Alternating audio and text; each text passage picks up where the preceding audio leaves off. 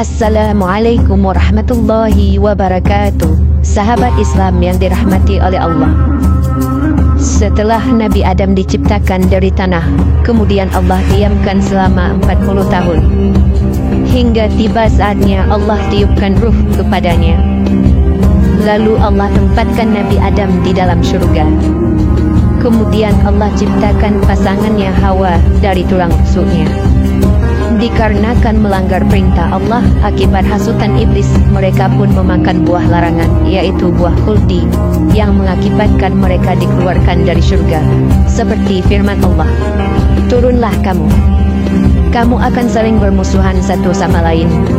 Bumi adalah tempat kediaman dan kesenanganmu sampai waktu yang telah ditentukan. Di sana kamu hidup, di sana kamu mati, dan dari sana pula kamu akan dibangkitkan. Surat Al-A'raf. Lalu bagaimanakah perjalanan hidup Nabi Adam di bumi hingga beliau wafat? Simak selengkapnya. Inilah kisah wafatnya manusia pertama.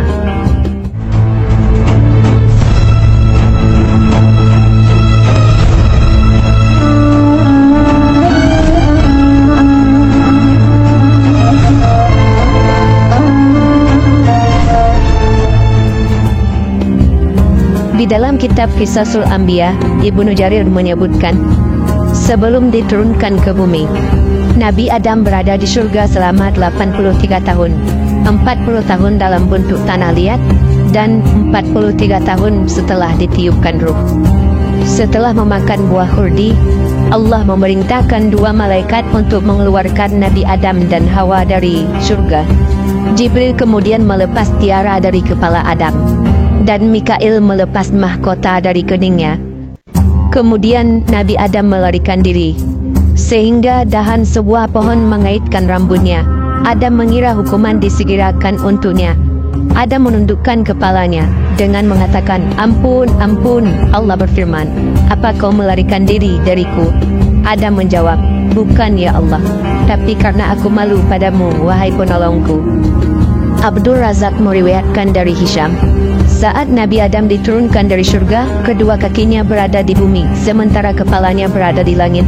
Allah kemudian menyusutkan bentuk fisiknya menjadi 60 hasta, atau lebih kurang 30 meter. Hal ini sesuai dengan sabda Rasulullah SAW menyebutkan, sungguh Allah menciptakan Nabi Adam dengan panjang 60 hasta. Lalu bentuk fisiknya terus menyusut hingga sekarang. Ini menunjukkan Nabi Adam diciptakan dengan panjang 60 hasta, sementara bentuk fisik keturunannya terus mengalami penyusutan hingga saat ini. Tentang perbandingan ukuran Nabi Adam dengan manusia saat ini sudah kita jelaskan pada video short. Setelah Nabi Adam dan Siti Hawa diturunkan ke bumi, pakaian pertama Nabi Adam dan Hawa berasal dari bulu domba. Nabi Adam menggerus bulu-bulu domba, lalu ia tunun, dan dibuat jubah untuk dia kenakan, serta baju panjang dan kerudung untuk Hawa.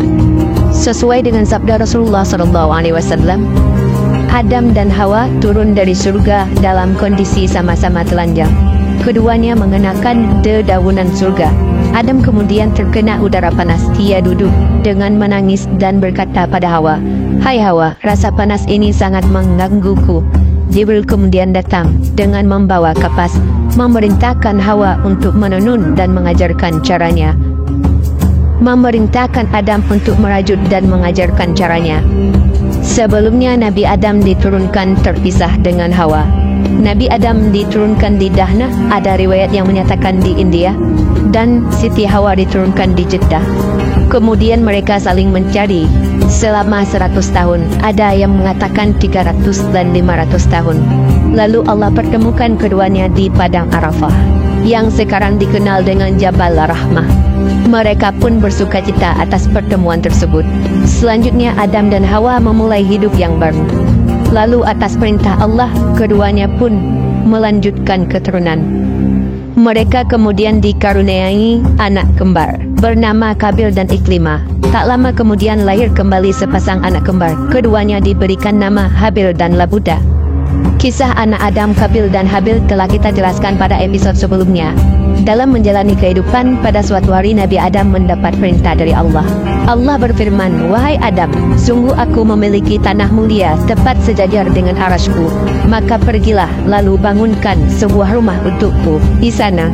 Kemudian Allah mengutus seorang malaikat kepada Adam, memberitahukan tempatnya, mengajarkan manasik-manasik padanya, dan menyampaikan padanya bahawa setiap ayunan langkah kaki Adam menjadi ibadah yang mendekatkan diri padanya.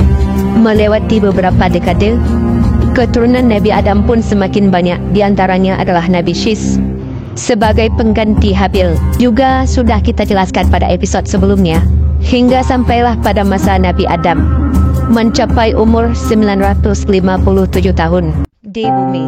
Saat menjelang wafat, Nabi Adam berwasiat kepada anaknya, "Wahai anak-anakku, sungguh aku menginginkan buah surga." Mereka kemudian pergi mencari-cari buah yang diinginkan sang ayah. Para malaikat yang tengah membawa kain kafan dan kamper untuk Adam berpapasan dengan mereka yang sedang membawa kapak, sekop, dan keranjang. Para malaikat bertanya, "Wahai anak-anak Adam, kalian mau mencari apa?" Mereka menjawab, "Ayah kami sakit dan menginginkan buah-buah surga." Para malaikat berkata, "Pulanglah, ayah kalian sudah hampir meninggal dunia." Mereka pun pulang. Lalu Hawa melihat para malaikat. Hawa mengenali mereka dan langsung memeluk Adam karena tidak ingin berpisah dengan suaminya. Lalu Nabi Adam berkata kepada Hawa, "Biarkan aku pergi bersama para malaikat untuk menemui Rabbku Azza wa Jalla." Saat para malaikat datang, mereka mengucapkan takziah bela sungkawa kepada putra sekaligus penerima wasiat Adam sebagai nabi selanjutnya, yaitu Nabi. Kemudian para malaikat mencabut nyawa Nabi Adam, memandikannya, mengafani dan memberinya kamper. Setelah itu mereka menggali liang lahat untuknya, menyalati jenazahnya, kemudian memasukkannya ke liang kubur. Setelah itu mereka memendamkannya dengan tanah. Para malaikat kemudian berkata, "Wahai anak-anak Adam, inilah syariat kalian." Ulama berbeda pendapat terkait lokasi pemakaman Nabi Adam.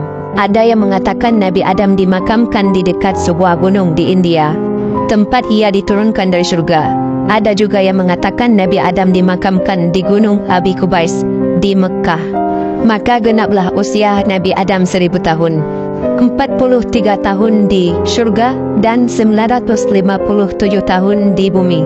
Saat Nabi Adam wafat, terjadi fenomena alam, yaitu gerhana matahari dan gerhana bulan selama 7 hari dan 7 malam.